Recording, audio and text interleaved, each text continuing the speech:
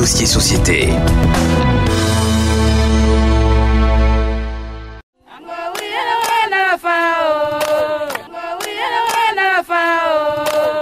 Par ces chants, ces femmes implorent Dieu de leur venir en aide. Nous sommes à Tagbono Bambarasso, localité située à plus de 4 km de Dabakala, région du Hambol. Ce village de plus de 700 âmes n'a pas d'eau potable. Le témoignage de Klubali Nyingé, fille de Tagbono Bambarasso. Les femmes de Tagbono souffrent. On souffre trop même.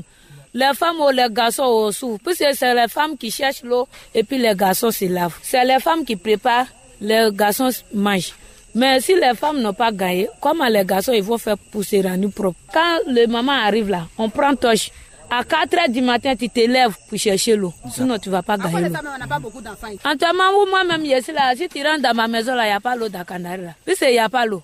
Tu t'en vas faire les suivre. Tu vas préparer, déposer pour les élèves et puis tu vas partir au champ pour aller faire ton travail. Si tu t'es pas levé à 4h, comment tu vas faire comment? Il n'y a pas pompe qui est là. Je t'ai gâté depuis longtemps, on a fait fatiguer. Donc on est là comme ça. Chaque matin, dès l'aube, ces femmes se rassemblent pour parcourir plusieurs kilomètres à pied, souvent en portant de lourds récipients pour se ravitailler dans un marigot situé en dehors du village à plus d'1 kilomètre, accessible par un chantier accidenté. Une retenue d'eau très sale de couleur rougeâtre. Ce marigot, le village le partage avec les animaux qui s'abreuvent de temps en temps. Une femme peut faire 4 à 6 tours entre le marigot et son domicile familial. Touré Mariam. On est obligé de boire. Si tu n'as pas trouvé aussi, puisque tu veux travailler avec ça là, tu vas faire comment? Il n'y a pas autre. Le marigot, c'est ça, on se débrouille avec ça. Tout le temps, on n'a pas lu. Si c'est pas palu, on t'envoie à l'hôpital. Si tu n'as fait 5 tours, 6 tours pour le matin, à une cuvette. Mais quand tu finis de prendre l'eau là, tu vas monter au côte là. Même si on te dit chien, tu vas répondre.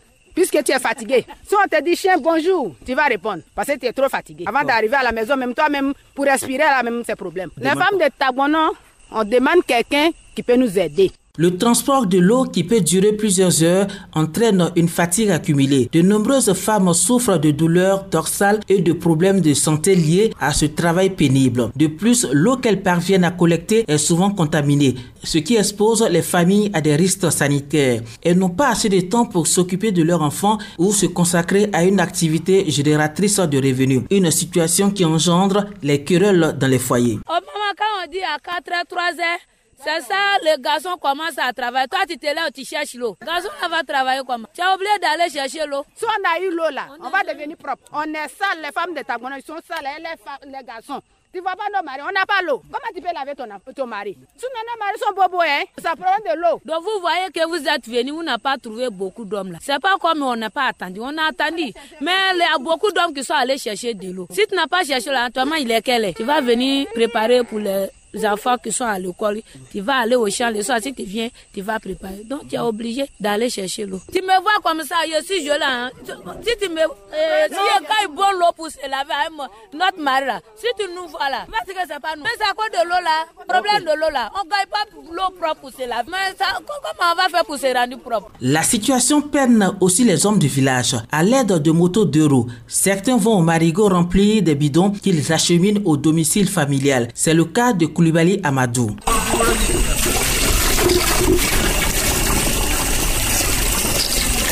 Ma femme, elle ne peut pas charger l'eau. Elle a eu une maladie là, il y a longtemps. Donc, vraiment, si l'enfant n'est pas là, c'est moi ici là. Je viens puiser à elle la moto, les 3 bidons, pour aller à la maison, pour aller renverser là-bas. À chaque moment, même, on tombe malade. Donc, tu sais, l'eau comme ça là, c'est sale.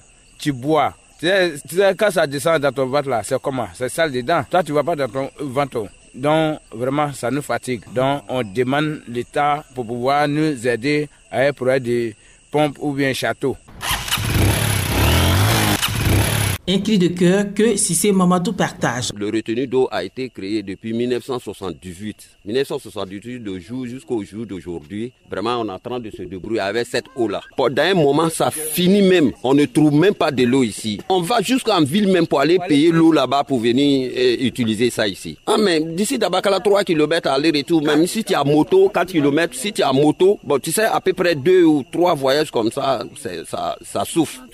Notre cri de cœur de nos jours, que nous ayons des autorités compétentes qui viennent secourir le village en matière de pompe, que ce soit un château. L'eau vitale à la vie, la denrée rare. Plusieurs villages du département de Dabakala vivent la même situation. C'est le cas à Sokala, Djelisso et Faboudougou. Dans le dernier cité, il existe une pompe villageoise, mais l'eau qui en sort n'est pas consommable. Le chef du village, Fofana Brahima, souligne que le manque d'eau a des répercussions directes sur la santé et la sécurité alimentaire. Les habitants doivent parcourir des kilomètres pour accéder à des points d'eau souvent contaminés. Les agriculteurs qui dépendent de l'eau pour irriguer leurs cultures voient leur rendement diminuer, menaçant leur subsistance. Toujours l'eau là c'est rouge. Quand on pompe là, souvent ça coupe, il n'y a pas assez d'eau. Et puis l'eau là c'est toujours rouge. Quand on pompe là, ça ne marche pas. Dans la saison sécheresse là même, ça c'est plus pompe, souvent là c'est une cuvette seulement. L'eau c'est fini. Moi, autant que chef, je souhaite que l'État n'a qu'à nous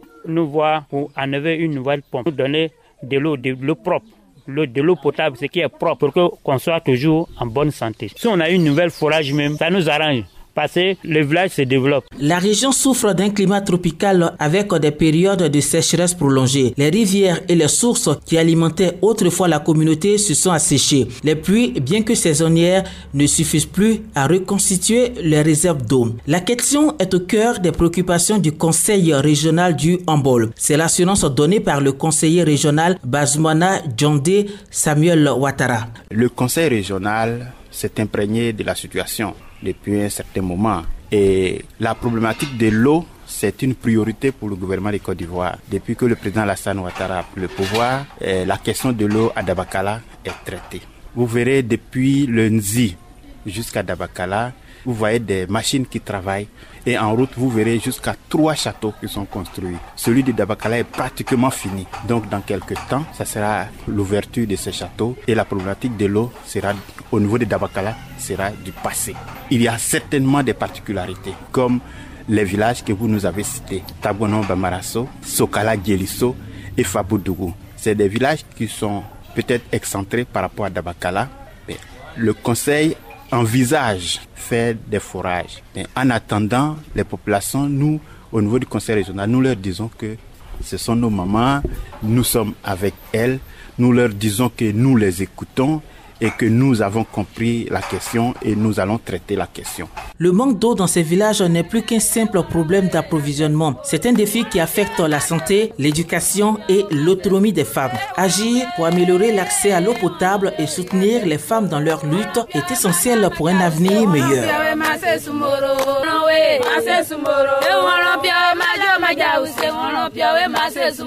Ça veut dire, faut pas quelqu'un va venir nous blaguer qu'on va t'aider et puis on va pas voir. Donc on prie Dieu pour que ce que vous avez dit, ça n'a qu'à réussir. Nous aussi on est qu'à se reposer un peu.